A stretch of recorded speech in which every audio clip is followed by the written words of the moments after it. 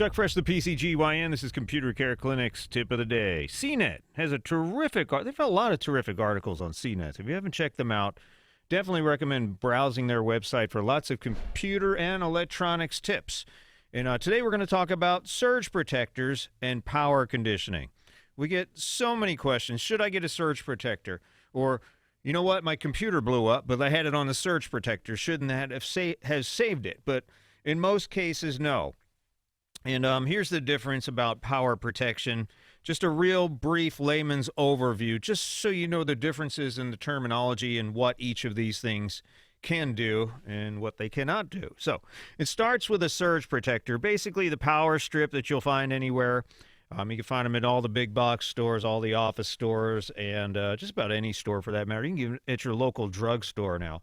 And it starts with the power strip, and most of them offer some level of surge protection. What is surge protection? Meaning if there's a lightning strike or something happens and one of the transformers that your electric company uses happens to take a big surge and delivers that surge out to all the communities that are attached to it, all the homes that are attached to it, and delivers this crazy amount of power. And it usually happens during a thunderstorm or a lightning event.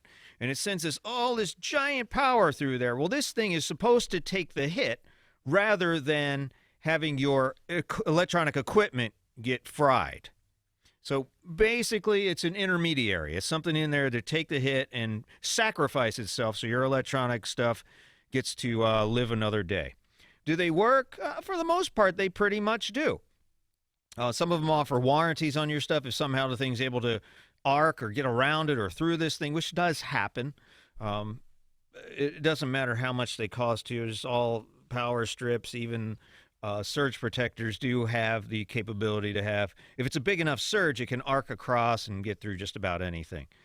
It's a great thing to have, absolutely. It's definitely a layer of protection, but it probably can't protect you against brownouts, against surges. And the important thing to remember about power strips, even with surge protection, is that they wear out after a while.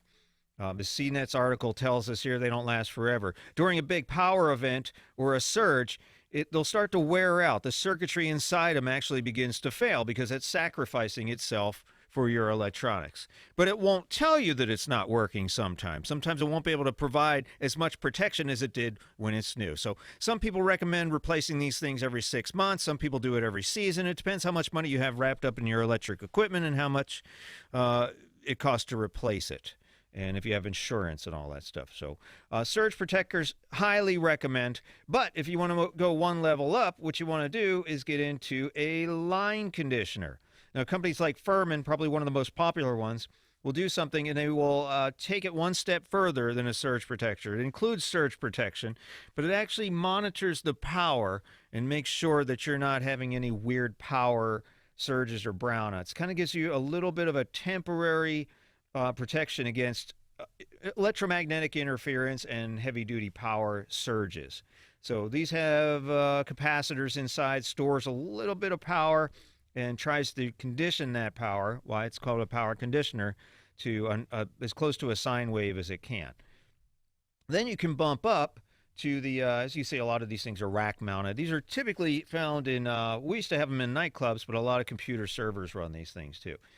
Now you get into power conditioners.